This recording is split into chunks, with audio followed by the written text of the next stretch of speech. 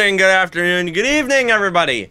Welcome to another episode of the Cameron Woolley Show. Across from me is Ming Chen. What's up, everybody? And I'm Cameron Woolley. Oh my God, it's been too long. Welcome back. So it's been 3 weeks? Jesus. I know. Well, and now the whole planet's turned upside down. The Yankees kind of don't suck anymore. The Devils season finally ended. And the New York Knicks are in the playoffs. I know. So, what's going on here? What's going on and here? the NFL draft happened. Jesus. Yes. This is so going to much. be a long one today. My so God. much. So, so much to cover. I guess let's lead off of baseball because that's what we typically do every all right. week. Wait. Why were you gone? So you had to work? How's the job going? Okay. Job is going well, well. Telling people where to park. You know, I take the money, I give them the ticket, and then they just go in. Oh yeah, did they instruct you like do not pocket, you know, you're like one for me, one for you, one for me, one for you. No, so no skimming. No skimming. No Rule skimming, number 1. No skimming. Don't skim. Okay, that's good. I'm in and out in like 3 hours. It's a commute. Do you get to watch the game? Yeah, I get to watch the game. Oh, get to watch the game and eat the food. Oh yeah, food. They got curly fries there, so I'm like. No, we hear about how I feel about fries here at the Cameron Woolley Show. Thumbs up. Thumbs up. Now, is it still called? Was it First Energy Park or something? Or yeah, First Energy Park. Yeah. Okay, and it's not the Lakewood Blue Claws. It's Jersey Shore Blue Claws now. Jersey Shore Blue Claws. All right, they encompass the whole Jersey Shore now. So I guess not just a random town, and that basically is that people associate with Jackson. Yeah. So who are they the affiliate of now? Used to be the Phillies, right? They're still the Phillies. Oh, it's still the Phillies. Okay. They're still the Phillies. Okay. Everything got all realigned and wacky. Yeah, and, they're high A now, so they got bumped up a level. So okay, so that's cool. I'm hoping one of these days Bryce Harper or like JT Realmuto goes on like a rehab assignment and they get sent down to Lakewood, and I'm like, hey, what's up? I'm like, Yeah, that happened to me this weekend. I got to go to I was in Nashville. Yeah, you were texting me, and I was in Nashville. I went down there to officiate a wedding between 2 friends. They asked me to be the officiant, which was fun, because it was the bride and groom really. Aren't you like licensed to do that? Like I am. Yeah, I think I'm ordained through the Universal Life Church. So you literally go online and in about 2 minutes you can become ordained. But I bought then you can buy a package where you get like a card and a certificate, stickers, and then you get a parking pass, a clergy parking pass. So if you look on my car, there's a parking pass that's clergy on it. Yeah. But the bride and groom were big geeks, so I got to throw in a bunch of Star Wars references and stuff into the ceremony. It was fun. The reception. You officiate. Like, you marry so many geeks. Like I've done a couple. I've done a few. The nerds and all that. I've done a few. But the Nashville Sounds is, I believe, the AAA affiliate, the Milwaukee Brewers. And Christian Yelich have to be on a rehab assignment. So I got to watch him bat a couple times. And while he didn't get a hit, that he's a big dude. Struck the ball fairly hard. He got BABIP'd. He got BABIP'd. The expected batting average on it was high. He got BABIP'd, yeah. So Godspeed to Christian Yelich. I don't know what he's recovering from. All I know is that it was cool. I was like, I don't know, like 60 feet away from him, so it was cool. Yeah, but the Yankees doing pretty good now. You know the division's tight. I know, like in the standings it says they're in fourth, but they're only a game and a half back. So yeah. And everyone's got a winning record except for the Orioles, but that's to be expected. The Orioles are playing better than I expected for sure. They've given the Yankees some fits. They have earlier in the year. Like, I wouldn't say fits like they've given the Yankees a run for their money, but the Yankees haven't swept them. No, and they've. I mean, like on Sunday, the Yankees took a 4-0 lead in the first, and I'm like, oh yeah. Yeah, you're looking at the sweep. You've got the broom out. You're waving it around. I'm like, oh my God, Gary Sanchez and Clint Frazier hit home runs in the same inning. This is meant to be. And then Jordan Montgomery shit the bed, and yeah, he did. Started letting in runs, and the Orioles start chipping back. And they start chipping, and then it just kind of fell apart there. Yeah, for sure. And then almost all the runs were scored on 2 outs. This game drove me crazy. I can imagine. Like, they were on like 2 outs, 2 strikes, just so baffling. It's just, I don't, why? Oh, I see here, the Michael Franco RBI double on 2 strikes. Yes. The Freddie Galvis single, 2 strikes. Yeah, the Trey Mancini double, 2 strikes. The Michael Franco home run, 2 strikes. Yes, for sure. Yeah, they couldn't put him away. Couldn't put him away. That I like that. I'm used to just the 2 strikes, weak swing, bam, strike 3. Well, that's because you're used to Chris Davis, but yeah, I will give it to the Orioles. Who? Oh yeah, that guy. Yeah, nah, he doesn't exist. Yeah, he doesn't exist. I think he's just pretty like, much. Hey, just like how hockey wasn't played in 2001. Just bury it and forget about it. Out of sight, out of mind. Out of sight, out of mind. And, just like how they had no Super Bowl in 2001. They had no or 2000. They had no Super Bowl in 2000. That didn't happen. It was they a lockout for that 1 week. Yeah, for sure. But then, like, oh my God, I see you're pulling up the game with the Gio Urshela pinch hit, the 3-run homer. Yeah. Oh my God, I remember after that happened. I was being a cynical bastard during this game. I was like, oh my God. You were. O's are up 4. They had their own 3-run inning. They're up 4-2. I'm sorry. I'm like, shit. And then Orioles bullpen, not that bad this year. They've had some standouts. Paul Fry, it's got like a 0.87 ERA. They got their bullpen's been fairly. Dylan Tate, former Yankee prospect. Yeah. Dylan Tate, he throws heat. Part of the Zach Britton trade. Yes. But then Gio Urshela comes up. Just stone cold Steve Austin style on Monday Night Raw, just puts up this immaculate bat and then pokes. It was off the end of the bat. Yeah. And with the dead ball, it ends up the old dead ball. Yes. It ends up carrying. Yeah, and I'm gonna replay it here. Just why am I torturing myself like this? I don't know. Like, why are you? I don't know. You don't have to do this to yourself. Yeah, I thought, and to be honest with you, I thought, yeah, 2-run lead heading in the 7th. You're feeling good. Feeling pretty good. I was like, all right, let's see, You think you might be spared? Yeah. And Gio Urshela coming up, he's pinch hitting for Tyler Wade. So yeah, for sure. And yeah. It's like after great count. Yeah. You see that leave the bat, you think that's gonna fly ball, but no, that's about 3 rows back in the bleachers at Camden that Yard. thing was struck hard too. Yeah, it was. Like I remember that went off the bat. I was thinking, oh damn it. I was actually thinking it might fall in for a hit. I'm like, oh, that might fall. And then I see it carry. I mean, it did technically fall in for a hit. That hit was a home run. It fell into the seats, but the ball was still 414 feet. Fell.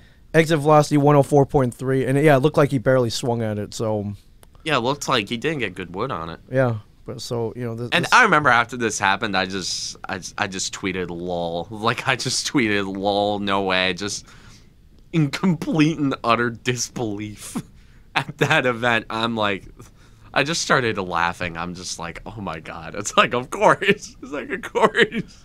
Yeah, and so Gio Urshela has been great in these like positions. Yeah, for sure. Hitting 298 as of that game. Not bad. Aaron Judge, Player of the Week. You're welcome. What did he hit? Like 8 home runs against the Orioles that weekend? Seemed like he hit 2 like almost every game. He hit 4. He hit 4 in a 3-game series. Okay.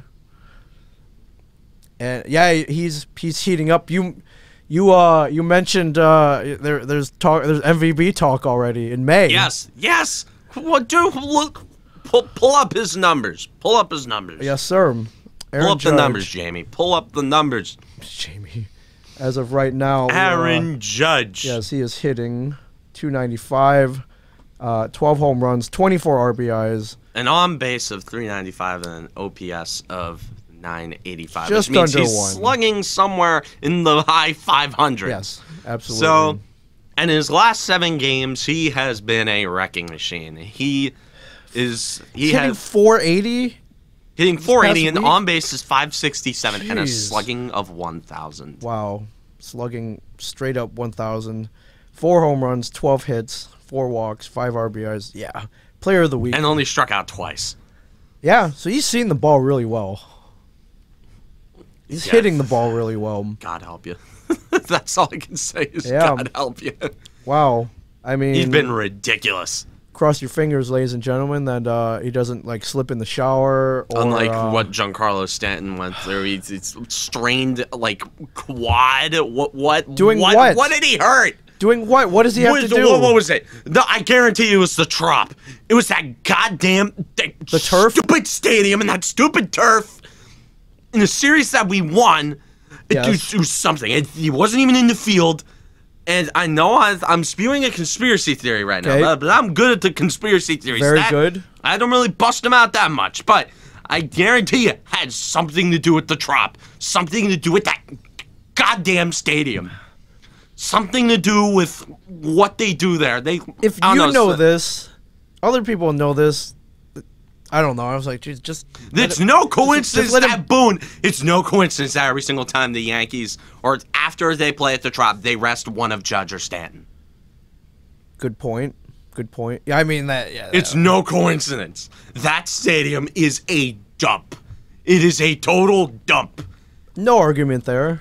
Yes. And I'd say yes, most of the reason I hate it is because the Yankees lose there. I will admit that. I am being completely salty. It took 2 out of 3, and they won 2 very close games. So, dude, I mean, Garrett Cole on last Wednesday, he didn't do too well on Monday, but on Wednesday, 8 innings, struck out like 12. Yeah. Something ridiculous. Walked nobody, which, by the way, Garrett Cole, we'll get into what he did, what he set later, but Garrett Cole in that game against the Rays, 8 innings, 4 hits. No walks. No walks. No walks. Struck out 12. It's ridiculous. As of that game, he has ERA 1.37. It kind of ballooned up from the stinker against Texas on Monday, which we knew he was going to have at some point. Like, not all pitchers can be perfect, but I think he can. He's pretty. Even then, 5 runs isn't awful. No, but when you only score 2, then yeah, then it doesn't work out. But it's still, I mean, 5 innings, 7 hits, 5 runs, 2 walks, 7 strikeouts, gave up 2 home runs. ERA went okay. So the streak is not active anymore. The streak of walks, the streak of consecutive strikeouts before walks is not active. Oh yeah. He had it going for. I mean, he struck out 61 batters before he walked 1. Yeah, that's. Although unfortunately that record's probably going to be broken by Corbin Burns of the Milwaukee Brewers, who just can't seem to throw a pitch outside of the strike zone. Gotta love it. I'm not used to that. It's the thing that always frustrated me about Baltimore is their pitchers. They walk too many people. It's getting better. It's getting better, though. Walks lead to runs. Yep, walk is as good as a hit. We want the Greek. See that? That's the Greek god of walks, Kevin Youkilis. That's the guy we want. But yeah, over the last week, so 1, 2, 3, so 4 and 3. Not bad. Yeah, not bad. Not great. Not great. Not terrible. They've been winning series. Winning series, yes. That's all you need. They are winning series. Series. Although I prefer the sweeps, it's still good to win the series. Still good to win the series. Because when you win the first 2 and then you lose the third, yeah, afterward you're kind of like, at least we won the series, but it's still kind of bitter because, like, the team that wins the third game, and call me crazy, but the team that wins the third game, I feel like they come out of that third game a lot more confident. Oh, sure. Yeah, I was like, hey, at least we took what. At least we didn't get swept, right? Yeah, we didn't get swept. Like they feel more accomplished.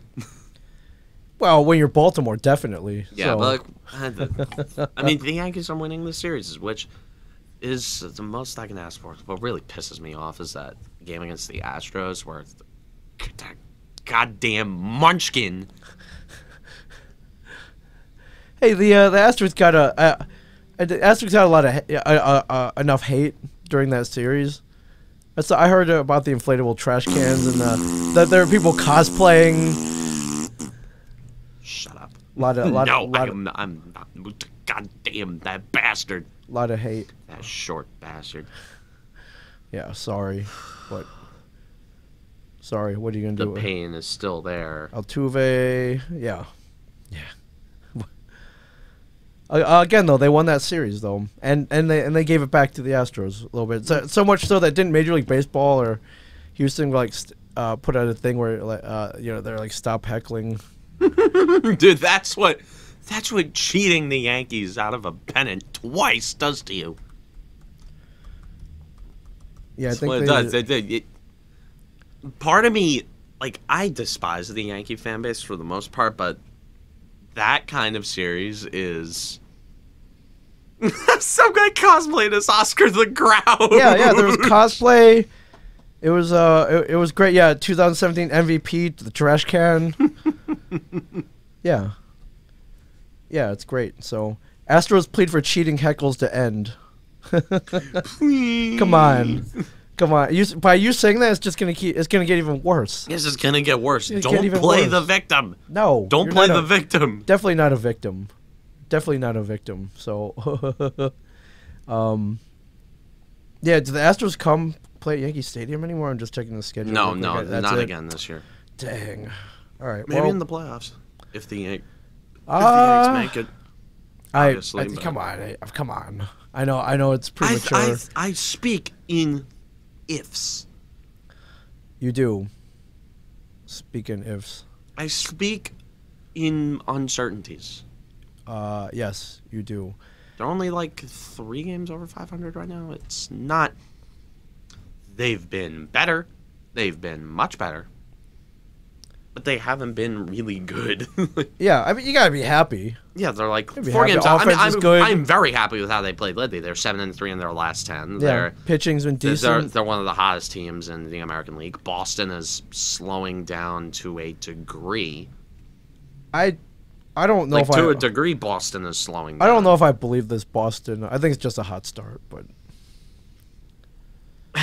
part of me's getting 2018 vibes from them where they'll just never hit like a bad slide. Oh, man.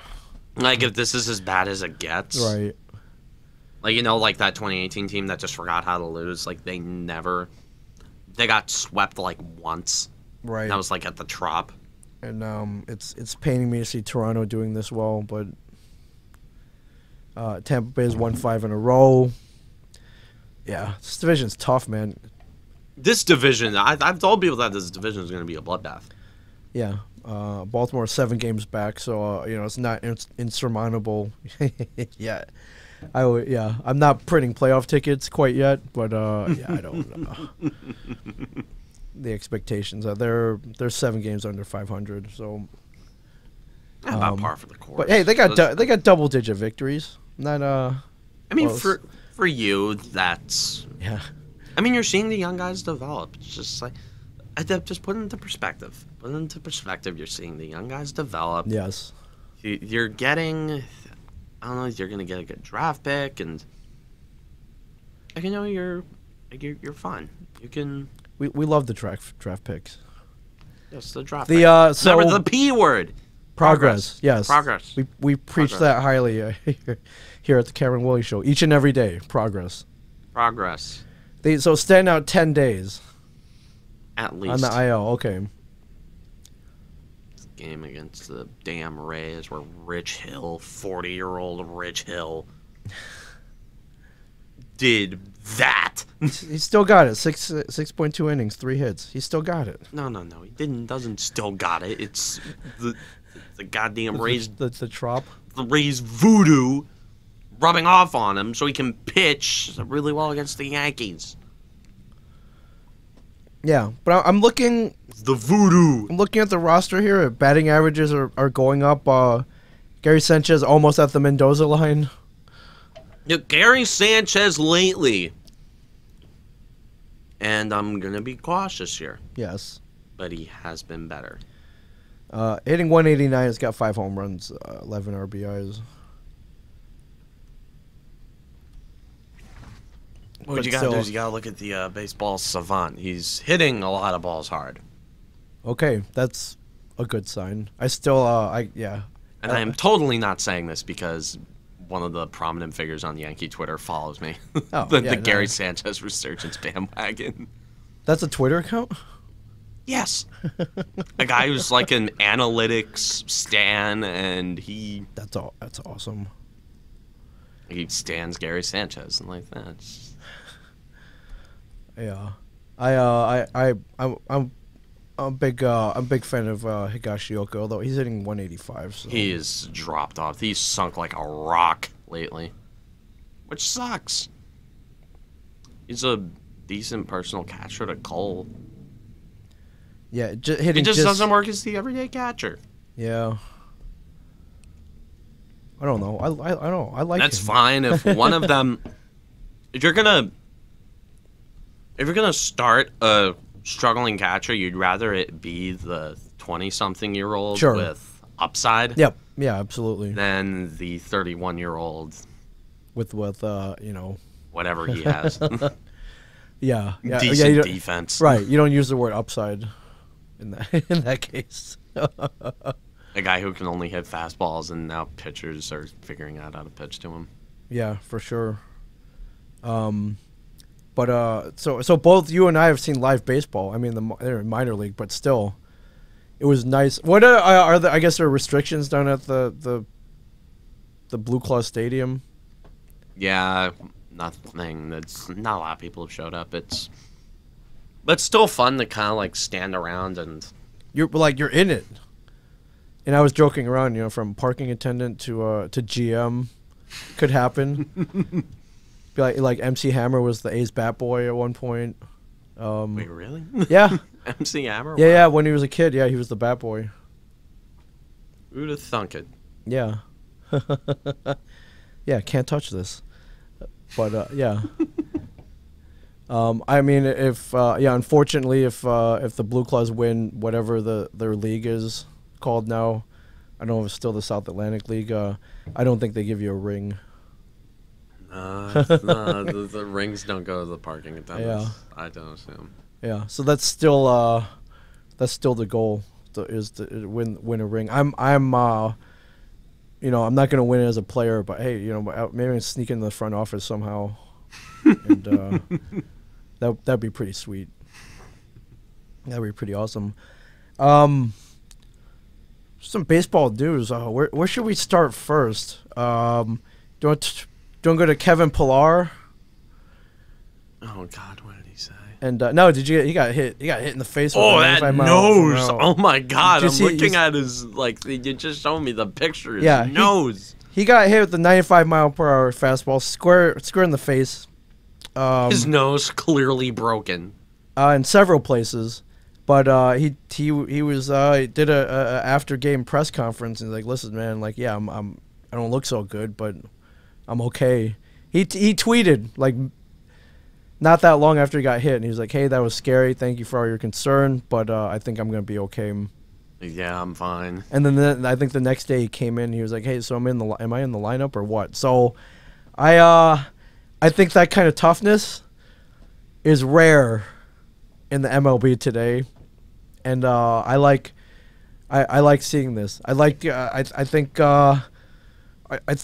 baseball's been kind of wussified. You know, a little calf strain. You know, take him out for 10 days. Little twinge in the side. Aaron Boone's a pussy. Aaron Boone is one. Well, I mean, I get why he takes them out, like from time to time. Well, granted, we know that Yankees' injury history in the last 2 years. Yeah. It's not good. So for the Yankees to be extra cautious, I can't blame them. But I love seeing this. I love seeing baseball players taking on the hockey mentality. It was like, all right, I got a 12-foot-long gash in my thigh. Hey, man, just stitch me up. I'll go out. Stitch me up before the next shift, man. Well, I mean, but now since they got the playoffs going, nobody is going to be like going out for injuries anymore. Like remember in 2016 when Joe Thornton played in the Stanley Cup Finals on a torn ACL and MCL? A torn ACL and MCL. But he was like, hey, man, it's the playoffs. I got to be out there. It's the Stanley Cup Finals. The Stanley Cup only finals, final that Joe Thornton was ever in. Yeah. Although, I mean, the Leafs right now are pretty good, but they play in a shitty division. You know how that goes. Yeah, the Leafs. You know how that goes. You know how that goes. Do you want to use that as a way to transition to hockey? Yes, absolutely. Yeah. So, let's just do a quick roundup on the Devils. Okay. Kind of have to. But. Okay. Look at the numbers and whatnot. And Yeah, I mean, it was miserable. It was bad. It was really, really bad. It's tough, man. I mean, if you were to give this team a letter grade for 2020, 2021, I'd give them a C+, or actually a B-, simply because of the circumstances that they were put in. This team was not expected to make the playoffs. This team was not expected to compete. This team was expected to be terrible, and sure enough, they were terrible. But they weren't even the fun kind of bad. No. Like, they weren't fun bad. Where like the young players would score and then they just got out-talented. Right. No, this was bad special teams, bad defensive structure. Yes. A lot of bad. Yes. Although, I mean, the young players, the young guns, I mean, these forwards, I mean, Pavel Zacha and Miles Wood are the oldest guys who are, like, top 5 in Devil scoring. Yeah. Pavel Zacha leading the team with 35 points. Jack Hughes only at 19, 31, and 56, but he evolved his game a lot. Like, if you watch Jack Hughes, you saw a completely different player than last year. Yeah, bulked up, got some experience under his belt, played much better. Like he was he was near the top of the league in takeaways. Yeah, and let us not forget that he is 19, correct? Yes. Yeah. So. Also, he has no finisher on his line. Right. He doesn't have a finisher. Can we get him a finisher this year? Alex Holtz, maybe. Alex Holtz, I don't know, free agency. Nobody's coming to this team. Right. This team is not a free agent destination. Yeah, what's the off-season move? What are the off-season moves here? Oh, the off-season moves are just to kind of get younger. Also, you got the expansion draft, so you got to find out what players leave exposed for that. Right. Shoot, we got the Kraken coming up next year. Oh, the expansion draft. My God, dude. 2 expansion drafts in like 5 years? Yeah. Hey, at least it shows the league's growing. Right.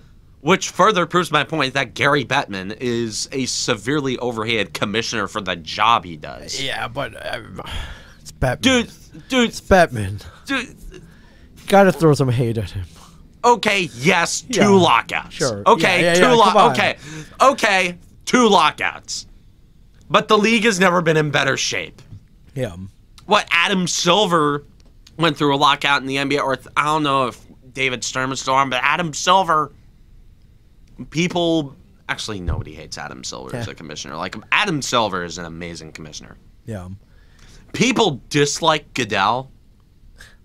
Sure. But everybody hates Rob Manfred. Yes, universally, yes. Like, these people universally hate Rob Manfred. Right. You're the only guy I know who's thrown any praise at Manfred. But when? When did I throw any praise at Rob Manfred? No. Well, okay. Before or after the Astro scandal? It was probably Oh, you're right. before. Yeah, you know, maybe before. Yeah. Before. Yeah. Or no, yeah. But yeah, you're the only guy I know who's throwing any praise at Bettman too, so. Bettman. Dude, Bettman isn't bad. He's not bad. He's not great. But he's not bad. Is the league going on an upward scale? Yeah. Yes, the league's growing. It's back on ESPN. It is, and I think he orchestrated that deal. Yeah, and I think the way they've handled this season with COVID went pretty well. I got no complaints. You know, shortened season, but it still felt complete. Yeah, well, 56. Oh man, can you imagine if it went longer with the Devils playing like this? Oh my God, I'd be another miserable. 26 games. I'd be miserable. I'd be like, oh my God, help! But I mean, towards the end, they became that kind of fun bad. But the main thing I'm concerned about is how Mackenzie Blackwood looked completely cooked at certain stretches of the season. Sure, he was dealing with the after effects of COVID. Right, and you know, it's like you could see a noticeable difference, like the post like pre-COVID Blackwood was unstoppable. Yeah, standing on his head, but then standing on his head. But then he got the COVID, and then he came back. He was dealing probably with some effects after a month or so. Sure. Then there's that stretch where they're playing, you know, back-to-back weekend games for like 8 weeks straight, which that was my excuse for why they were so bad. But Blackwood, like towards the end, Blackwood started playing really well again, and then it makes a weird, wonky stat line of a 3.04 goals against average and a save percentage of .902. So, yeah, what the hell are you gonna do? Yeah, how does that correlate? Yeah, what are you gonna do? Yeah, one shutout. So, well, on to 2021, 2022. They got a lot of RFAs that they got to sign, though. A lot. I mean, Sharon Govich. Yes. He's gonna be up. I know Sharon Govich is a big one. Yeah, they locked up Bratt before this year. Yeah, got Zajac off the books. Zajac off the books, finally! My God. You know, yeah. Even if you still miss him, it had to be done. Yeah, they found a taker, so it had to be done. I haven't even kept track with him. I don't know how well I was doing over there. In Palmieri scored a couple of goals in the playoff game 1. That's even scored the overtime winner for the Islanders. I remember sitting there and just being like, just kind of. What are you gonna do though? Yeah, like an ex-girlfriend, like watching an ex-girlfriend or something, like score a goal, I guess. Like what? Yeah. And watching Taylor Hall score the big game tying goal against Washington a couple nights ago, I'm like, of course. Although I am one of the few Devils fans that doesn't have any hate for Taylor Hall. No, not at all. What? He was traded and he wanted to get away from the Devils. Can you blame the guy? Right. No, not at all. And looking back, it was the right move. I mean, it's gonna be wasted on this roster. They got Dawson Mercer out of it. Yeah. Who we all know how good he's gonna be, but whatever. For sure. Anyways, on to talking about the playoffs. Yes. This is one of my favorite takes to make. I think the Stanley Cup playoffs are sole evidence of God existing. Explain. This playoff hockey, there is something about it. It is easily the best thing in American sports. Easily. I agree. The play is elevated. The rules change. Everybody. It's just the atmosphere of it. Everything is atmosphere just changes. Amazing. And it lasts for like 2 months. So it's screw the Masters. Screw opening day. This is my signal that spring is here. Okay, playoff hockey. And hey, after the playoffs started getting warm out. Yeah. Remember I was freezing like early May? Yes, I remember that. It was freezing a couple weeks ago. We were wearing jackets out. I remember. Now the birds are out. They're singing. I'm wearing shorts. It's great. It's pretty awesome. And by the time it ends, it also signals the beginning of summer, too. So yes.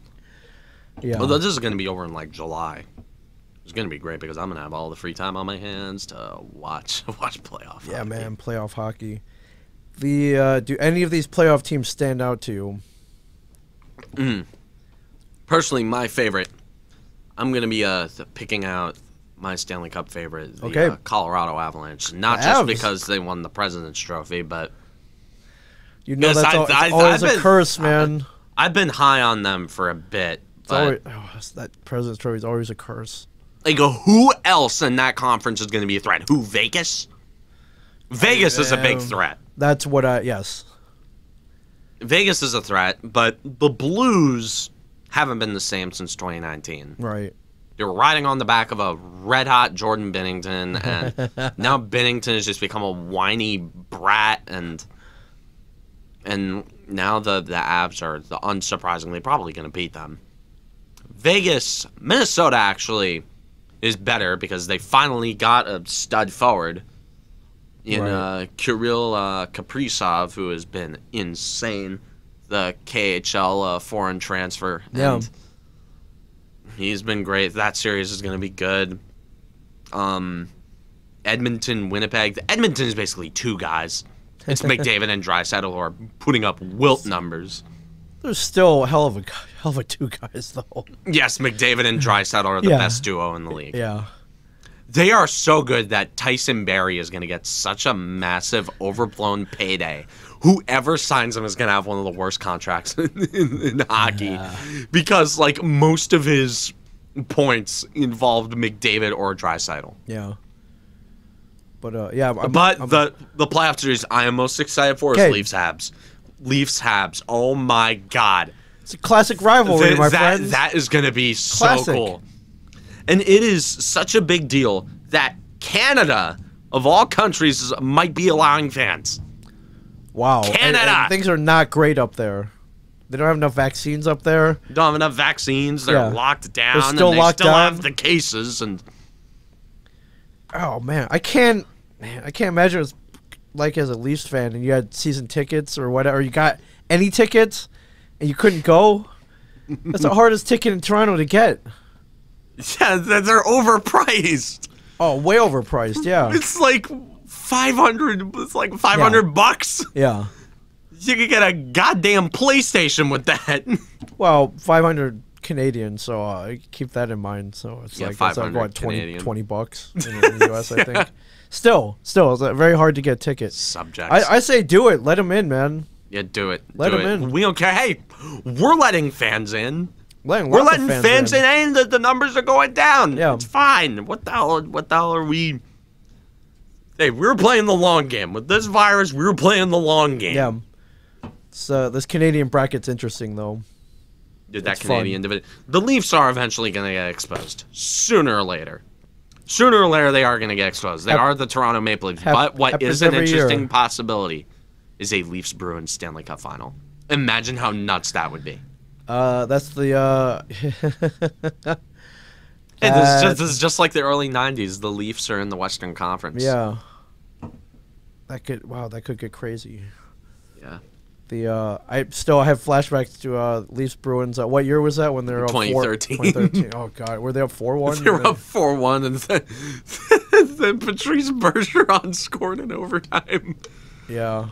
Oh my God, I thought that is one of the funniest things ever. It's just I felt bad. I legitimately felt so bad for them. I feel so bad for Leafs fans because even though they can be a pain in the ass, sure, that team is just cursed. They get cursed every year. They can make. If I was a Leafs fan, I'd be miserable. I'd be miserable if I were a Leafs fan. Like my God, like the Devils are at least bad, and like they're not flamboyantly bad. They're just kind of like are flamboyantly bad. Right. Yes. But the Leafs aren't, like, as a team, they're not bad. They're ridiculous up front. I mean, Austin Matthews scores, 40 goals this year? Yeah. I think in an 82-game season, if he had one more hot stretch, he would have, 60? Austin Matthews, he's ridiculous. John Tavares, he's ridiculous. Yeah, no complaints about the Maple Leafs, for sure. They are... Like, I just look up their numbers because the Leafs, like, in terms of raw talent, they're ridiculous. Yeah, jeez. Mitch Marner. 67 points. Yeah, Austin Matthews, right 41 goals in 52 games. Yeah, Tavares, 50 points. Yeah. Nylander, Riley, Zach Hyman. What the hell is Jason Spezza doing? Putting up these numbers in 2021. Points, man. They got Joe Thornton. Yeah, still chugging along. 5 goals, Alex 15 assists. Galchenyuk. Yeah. This team up front is stacked. But the big problem is in that Freddie Anderson. I mean, Jack Campbell probably should be starting for the Leafs in the playoffs. Like, Jack Campbell is the guy. He is the guy. He is the guy. But knowing how teams manage themselves, they're probably going to start Anderson. Yeah. Because of the bigger name. Shut up. Shut up, man. You go with the hot hand. Yes, especially especially in net. Yes. Especially in net. My God. Yeah. All right, this should be a fun playoffs. How about the Eastern Conference? Series I'm excited for there is Panthers Bolts. They've had a couple of good games so far. The Bolts are up 2-0, but Battle for Florida. Battle of Florida. Could be fun. Canes Preds is just gonna be this is gonna be a whooping. The Canes are beating them easily. And I have a couple of friends who are Preds fans. Yes. And they were like, "Oh my God, John Hines." And then I asked them, "Okay," and I asked them literally this: "What specific problems did you have with the team last night and how they played?" They were like, "Oh, they were taking so many penalties." I'm like, Continue. Oh, they know all about this. Like, oh, they looked great in the first and second period, then they collapsed in the third. Like, Continue. It's like they couldn't play defense. Like, So what you're telling me is that nothing has changed. Like, so what you're saying? It's like I have no idea what you're talking about. It's like what is that? Taking penalties at ridiculous times? Oh my God, what's that? Playing the first 40 minutes and then vanishing, like only playing 2/3 of the game. Oh my God, bad defensive structure. Yeah, you don't say. Oh my God. Yeah. Shitty special teams. Yeah. Oh my God. You don't say. Who'd have thunk it? A John Hines coach team having all these problems? Yeah. It's almost like I warned you. Yeah. However, they are in the playoffs, so. Yeah, they're in the playoffs because the division sucks ass. Yeah. The Devils could have made the playoffs in that division. Maybe. Let's not get crazy here. Let's not get crazy here. But on the bloodbath of the Eastern Division, these 4 teams made it out. Pens Islanders, that could be a fun series, depending on which Islanders show up. I would like to see them. I would like to see them beat the Penguins. Yeah, just to stick it to Crosby. Yes, please. But this is a fun series, as we know, is going to get bruising because these two teams are physical. Yes. You have Tom Wilson on one side and Brad Marchand on the other. Yes. They're going to be trying to out-pest each other the entire time. Or should I say, they're trying to out-asshole each other. Right. Yeah. The Caps and the Bruins. You nailed it. Like, Caps, Bruins, this is... Like, I watched the first couple games of the series. It's been close. It's been tight. Overtime games. Yeah. It's going to be fun. It's a good matchup. To watch this series. You know, Captain America scored in overtime in Game 1, which I always like to see. My guy TJ Oshie, my favorite not devil. Always seems to be always seems to be there when the chips are down. When the chips are down, exactly. Like, I'd bet on Oshie. Every time. Yes. Every time. Chips are down. I like TJ Oshie. Every time, no matter where he's playing. In the shootout, especially. No matter where he's playing, yeah. Yeah. Well, that's I guess that's. I don't care who's technically better than him when they do Olympic drawings. If they have pros playing. Yep. In like 2022. Throw them on there. You put TJ Oshie on that roster. 1000%. At least it's like at least it's a healthy scratch. Every time. You throw TJ Oshie on that roster. Yeah. I do not give a shit. Yeah. Well, so I guess that's our Devil's eulogy. It's like, well, on to. Well, the young players, we saw progress from. Yep, saw progress from the young player. We saw progress. The outcome was, I guess, about what we expected. A lot of frustrating. Expected them to be bad. A lot of frustrating games. Started blown leads. And we were kind of cursing them as they started winning at the end, but yeah. I mean, overall, about what we expected. Yeah, exactly. It was just Yeah. It was very Yeah. And I'm having a great time watching the playoffs. This is always fun. Yeah, for sure. And you've been watching a lot of NBA too. Yeah, because the Knicks are good. Yeah. They made the playoffs. Let's pull up some Knicks stats. No, we haven't done a proper Knicks segment. No, we have not. On here for like the whole time. And I haven't watched a lot of basketball this year, although I've passively followed the Knicks more than I ever have. Yeah. And they made the playoffs, and they're hosting a playoff series. Right. Hosting. Let's just look at the player stats Playoffs, right now. Back at the Garden, ladies and gentlemen. Okay, look at like Julius Randle, guy who was a black hole last year. Everybody hated him. Yeah. Now he's averaging a 24-point double-double. Yeah, that's insane. It's just ridiculous. Julius Randle, he's always been good in the paint. He can always shoot close range. But basically, he learned how to play defense and shoot threes. Wow, and look what happened. Yeah, I know. It's crazy, man. Then D-Rose on one knee, averaging 15. Yeah. Coming off the bench. Good stuff. First round pick, Obi Toppin, only averaging 4.1, but he's not playing a lot of minutes. Yeah, for sure. And then you got my favorite RJ Barrett, putting RJ up Barrett, number 9. The young kid, he's putting up good numbers. Yeah. I've always liked him since they drafted him, and I've been invested in him. You also got Emmanuel Quickley, looking like Slender Man on that court. He's been playing well, averaging 11.4 a game on limited minutes. Just pulling up the bracket here.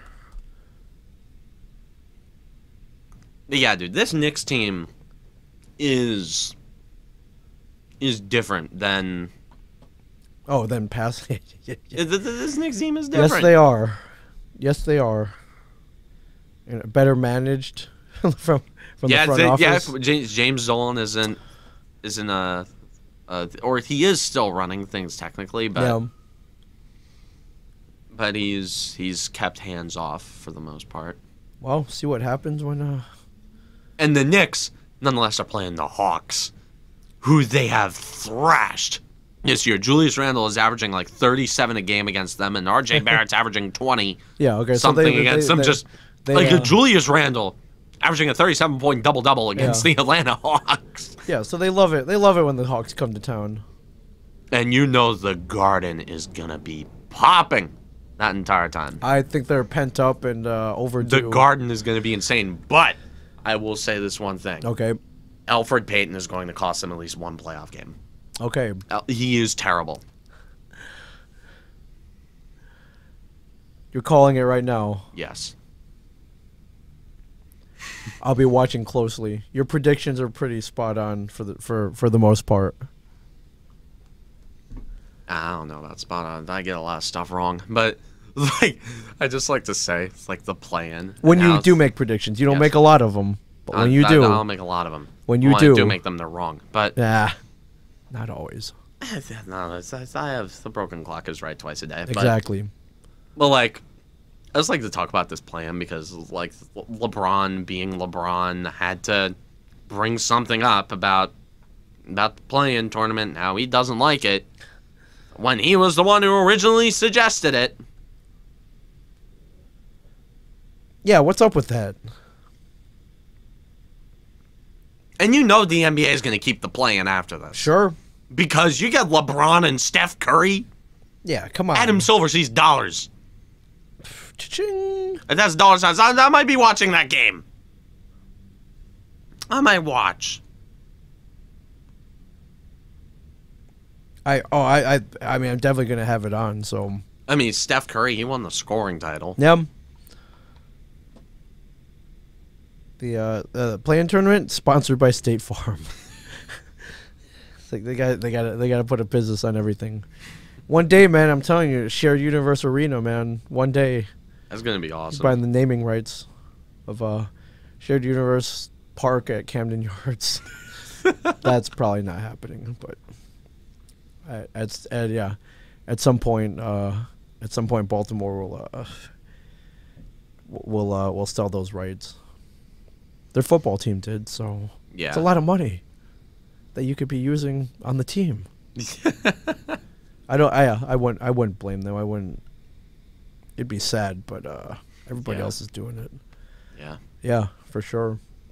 Real quick, I don't know if we talked about this. The state of the Rangers. They had a lot of.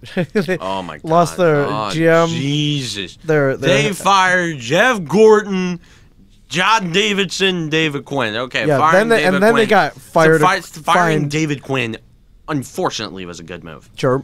But firing Jeff Gordon and John Davidson were terrible moves because Gordon was spearheading one of the most successful-looking rebuilds in hockey.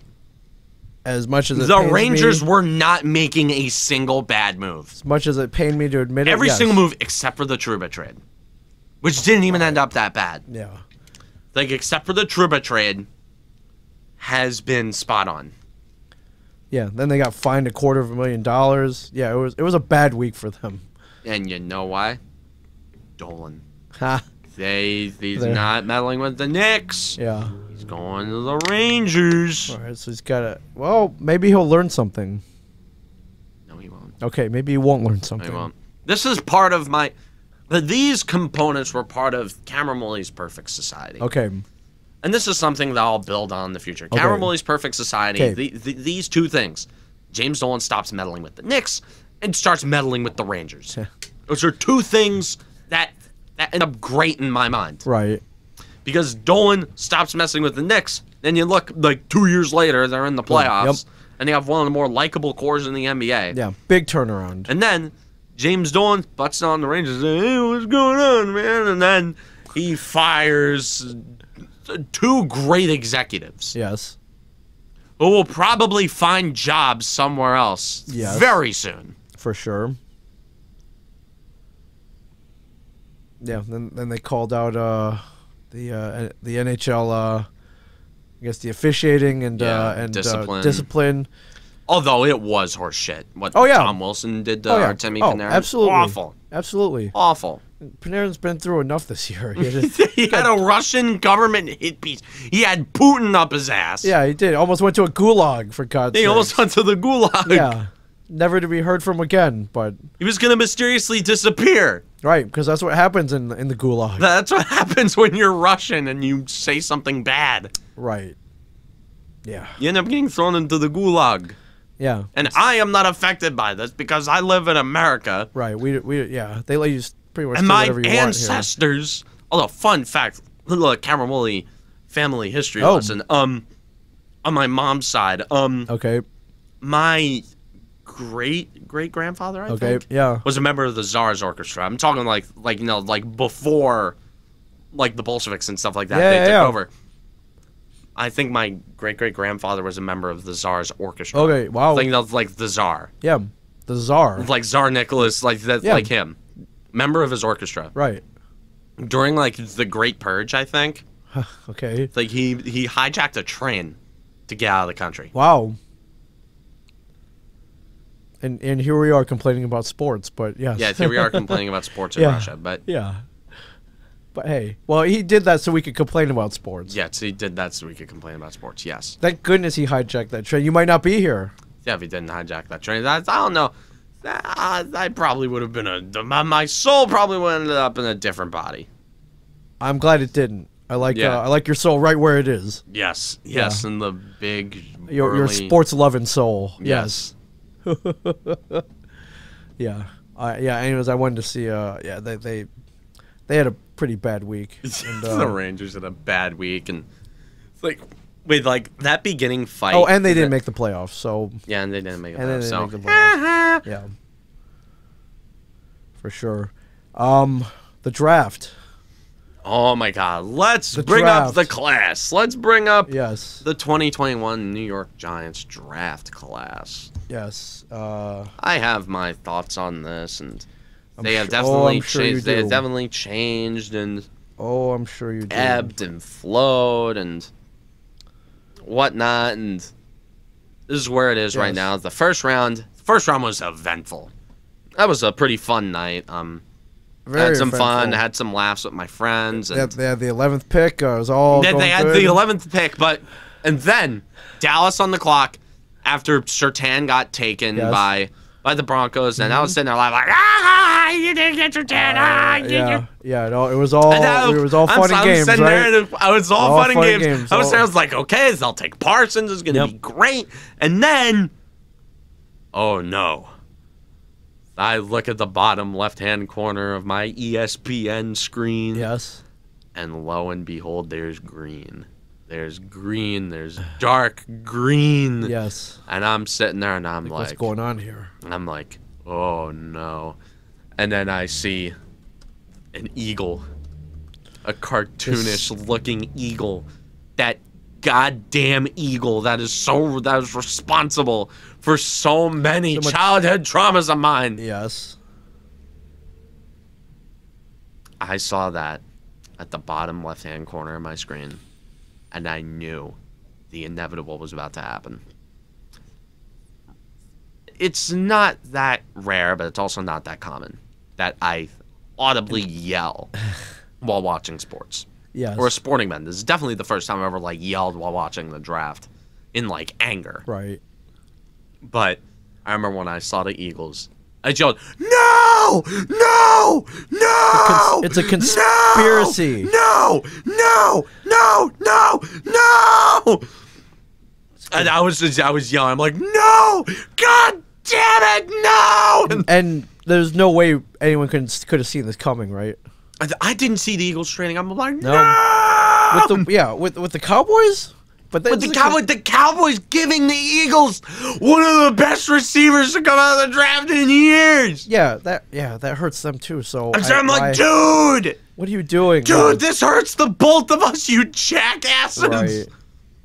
And then, but they're like, and then the clock ticked. They stayed on the clock, and I'm like, dude, just make the pick. Yeah. And then Roger Goodell announced with the 10th pick in the 2021 NFL Draft, the Philadelphia Eagles select Devontae Smith, wide receiver, Alabama, and I just die because I'm just like, shit. So close to being in the Giants' grasp. I'm like, oh my God, Devontae Smith is gonna be a Giant, holy shit! And then the Eagles, and these two jerks conspire, like just an alley-oop.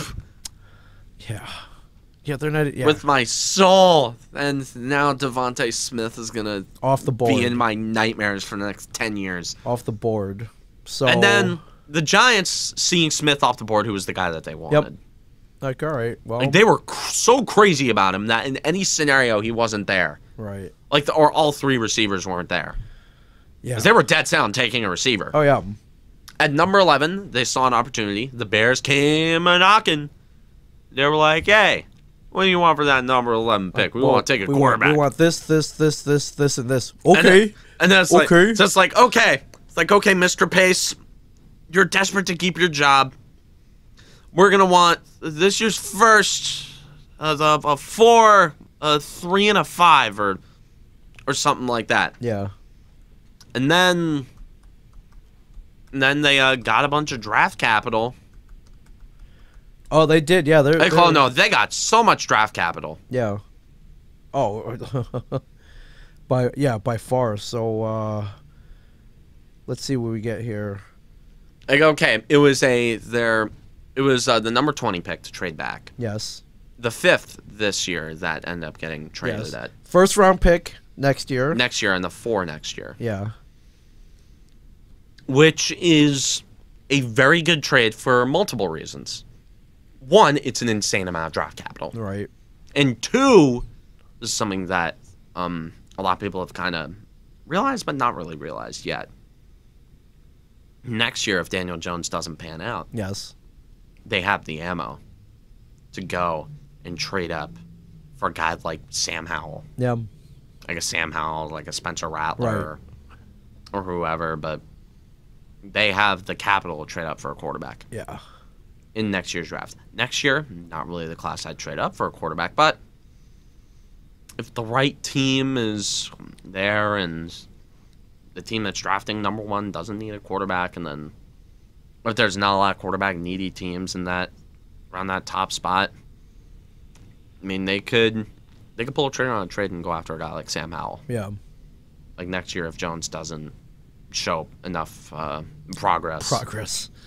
Yeah, but that was a pretty incredible haul to move back 9 spots. And, and you didn't get the guy you wanted anyways. Totally. And the Bears aren't like a game-breaking team. Justin Fields is not like... Fields is good. He's really good. Like in college, he was insane. But I can't shake the feeling of Ohio State quarterback. Yeah. Ohio State quarterback. I feel like he fell that much, and 3 quarterbacks were taken ahead of him simply because the idea of Dwayne Haskins was so fresh in everyone's heads that they didn't want to repeat it. Right. And they didn't want to take an Ohio State quarterback, and Fields was there, and like, I don't know, he'll probably sit behind Andy Dalton because quarterbacks that are picked at 11 don't start day one. No. They just don't. No. Like Lawrence, Wilson, Lance, they'll probably start day one. Yeah. Or I don't know about Lance, but definitely Lawrence and Wilson. Did you count up how many of your picks were right? In the first round? Didn't really. That first round was a crapshoot. It was. I didn't get a lot right. Okay. I did not get a lot right because, well, I didn't go back and count. The Panthers decided to be little bitches. Or actually, this all started with the Bengals and the Bengals and like the 49ers. Just everything kind of fell apart. The 49ers decided to be smart and take Trey Lance over Mac Jones. I think that's a decision that will prove to be very wise. Yes. Then the Bengals decided to be idiots. Right. And take Jamar Chase. Yes. Which set up a domino effect, which we knew that pick was going to be the big domino effect pick.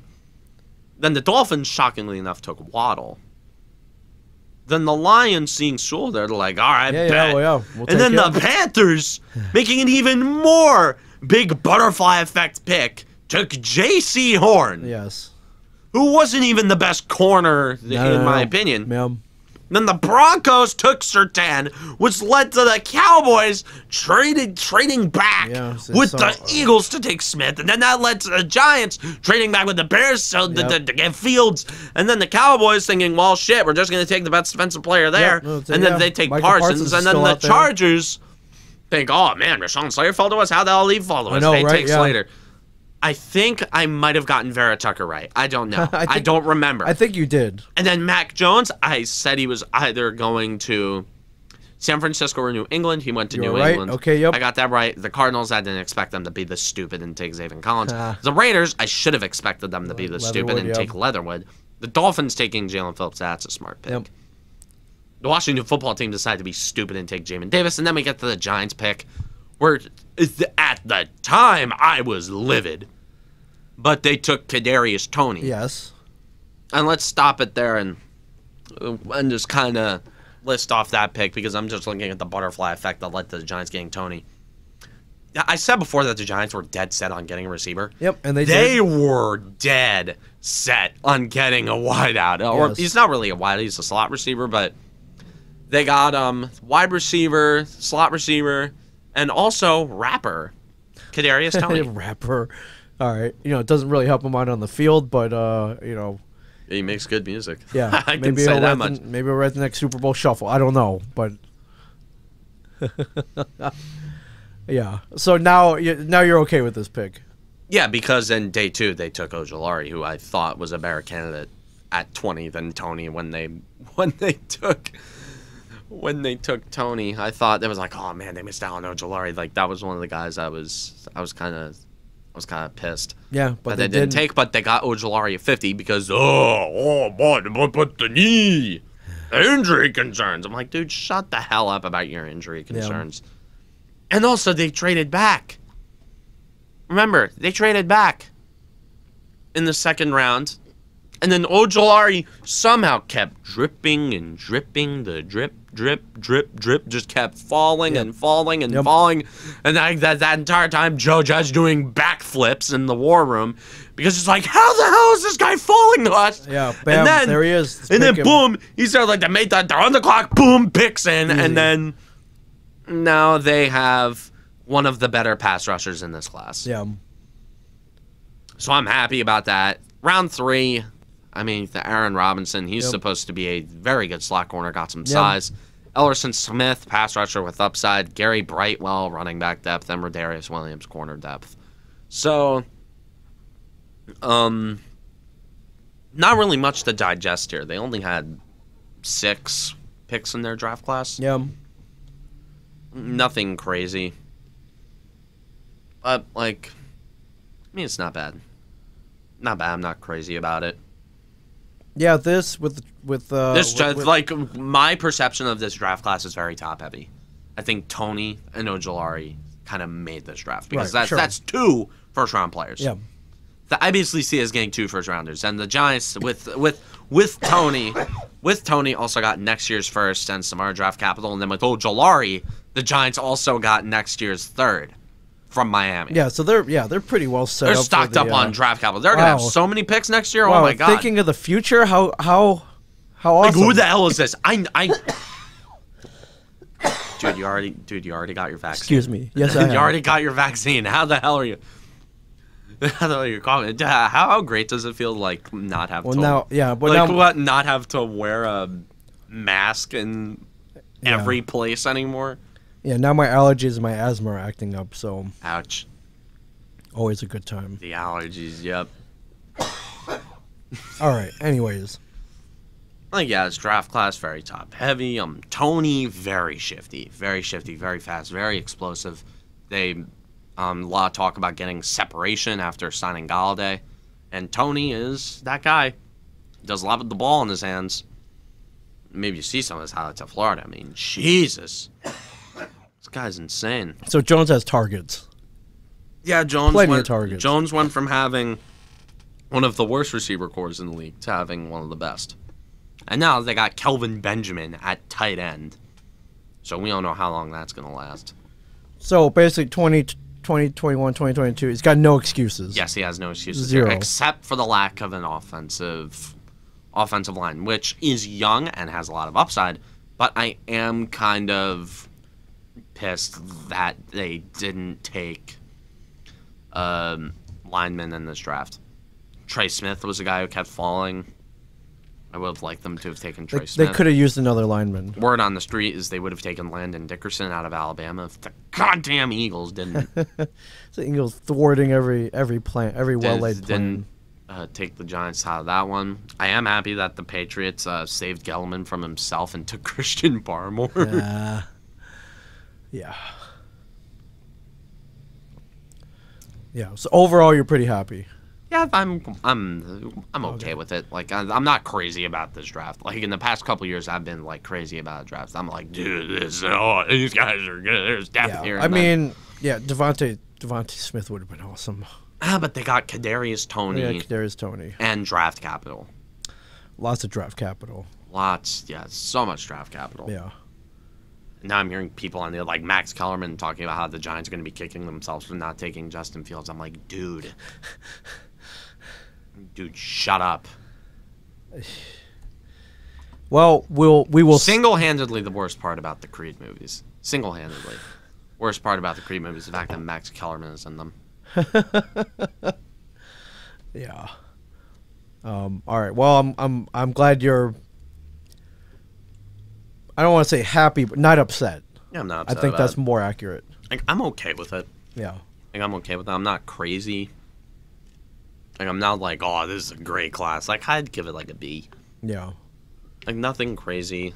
Like, they didn't screw the pooch. They did a fine job. Yeah. They did a perfectly fine job with this class. Yeah. All right. I'm glad we got to talk about it. As I know, we didn't we didn't get to vent. Yeah. And now you got it out. Yeah. All right. Real quick, did you see the you remember Mercedes home run? God. Tony La Russa. Yes. What? All right. For anyone who hasn't seen it, White Sox are up 15-4. His star player's up to the plate. The Twins have thrown in, I think, their catcher to just kind of clean up some innings. He's throwing 45-mile-per-hour eephus pitches. And your Mercedes on a 3-0 was given a take sign. Instead, sees a meatball, hits it, 445 feet, whatever. And he's getting chastised for it by his own manager, saying, hey, I told you to take it. Instead, you hit a home run. I'm not happy. We were going to have words. Mercedes was like, hey, man, this is how I play. To not hit that out of the park is not me.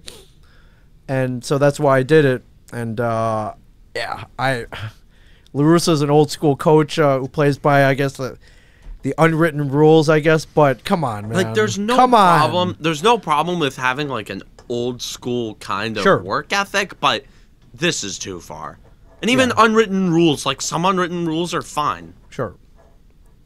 But not this. You see a meatball, you hit it. Like, what? You see a meatball, you hit it. What are you gonna do? And in a blow. Okay, I understand being given a take sign and then running the red light and then grounding and then like popping out in like a close game. Sure. I can get that. Then you can grill the guy for that. Sure. Absolutely. But when the game's out of hand and you see the meatball, hey, you just go after, like, what the hell do you care? I didn't see this him showing up the team. He hit a... But, dude... He apologized to the Twins. He made him apologize to the Twins. Like, come on. It's like, dude... Come on, it's baseball. It's a competitive game. Yeah, it was the top of the ninth. Listen, we've seen some wacky stuff, man. Who knows in the bottom of the ninth, the Twins, you know, they probably weren't going to score another 11 runs, but...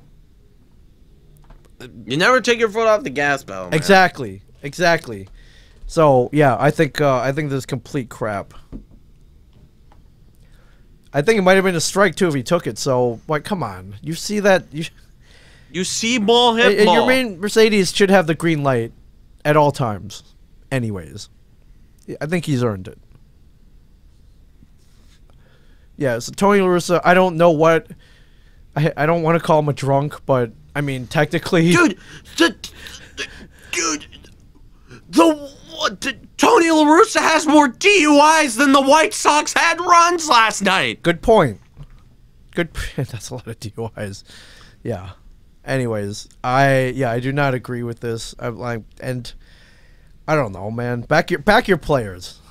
Like, dude, just like stick up for your players. Stick up for your players. Exactly. So, whatever. He's sounding like I mean, he is an old man, but he's really sounding like an old man right now. Back in my day, I wouldn't have hit a 3-0 pitch out of the park. Like, get out of here. Shut the hell up. Get out of here. Yeah. Anyways. You saw that ball, you were gonna hit it. Oh yeah. Like those are instincts. Right. Yeah. If someone's throwing a softball, like a literal like softball arc to you, you hit that thing out of the park. Yes. Yeah. All right. Anyways, wanted your opinion on that. I knew your opinion, but I still wanted to hear it for the audience. Like what the hell? All right. Like what point is there? This like, oh my god. Yeah. Anyways. Like I am not the biggest supporter of the whole let the kids play movement. I personally think it can promote some bad antics, but I mean, hey, what are you gonna do? Yeah. I'm not fully on board with let the kids play, but I mean, it's better than this horse shit. 1000%. So with that in mind, yeah, you got anything else? We got any mailbag? Anything? It's been a couple weeks. There's probably so much that I've missed, but I want to see if oh yeah, there's been like 2 no-hitters. Oh yeah, John Means. John Means. Big oh my god, the Orioles pitcher. Oh my god, John Means throwing a no-hitter. Oh my god. Yeah. Who saw it coming? Holy shit, congrats. I knew he was throwing better, but not that good. So and he was, shoot man, had there not been a drop third strike, would have been a perfect game. Like that's if nothing else good happens for the Orioles, yeah. I'm fine with that. Who saw this coming? An Orioles pitcher throwing a no-hitter. Come on. Come on. This attributes to the lack of offense. It's like it's so obvious that the ball has been changed. Sure. In such a drastic level, because I'm seeing balls that are hit that look like nukes off the bat. Straight up nukes. Yes. It's like and they die. 10 rows back, and then they die before the warning. No, I agree with you. I think the ball is not wound as tightly this year by order of the MLB. But that's our own conspiracy theory. What personally, what I think they should do with the ball, they should find a happy medium between dead and juiced. Right. It can be done. Find that spot in the middle. It can be done. They have the technology. Find that spot in the middle. Yeah, for sure. They have the tech. They have the money. Yes, for sure. Yeah. Just find a little spot in the middle. Like loose. Tighten them up a little bit. That was great to see, though. First solo no-hitter since 1969. Jim Palmer. Hall of Famer Jim Palmer. That's a name. That is a name. Former underwear model Jim Palmer. Yeah. So. Yeah. Thank you for. I mean, not that I forgot, but thank you for reminding me of that. If there's one bright spot this year, I'd be fine with that. Yes, dude. John Means throwing a no-hitter.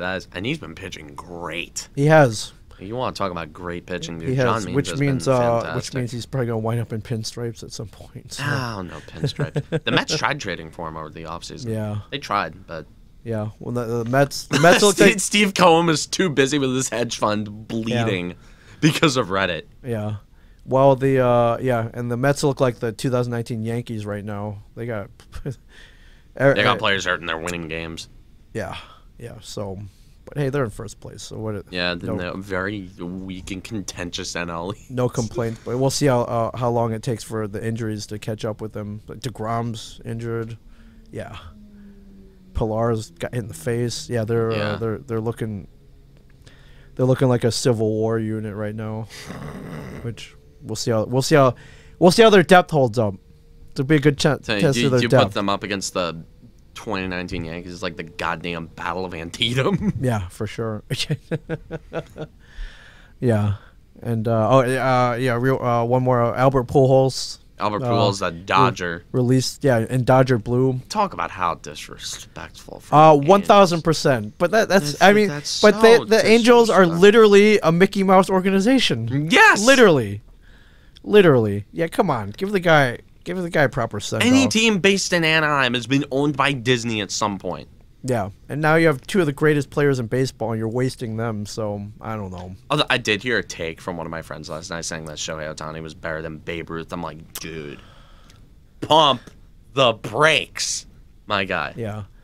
Yeah. Come on. We all know that's not true, but... Dude, it's like, come on. It's fun to watch, though. Well, people like to underrate Babe Ruth, and there's a point that people make when there's another point that should be made. Discrediting Babe Ruth shouldn't be because he played in the 20s. Right. His discrediting should come from the fact that the color barrier hadn't been broken yet. Right.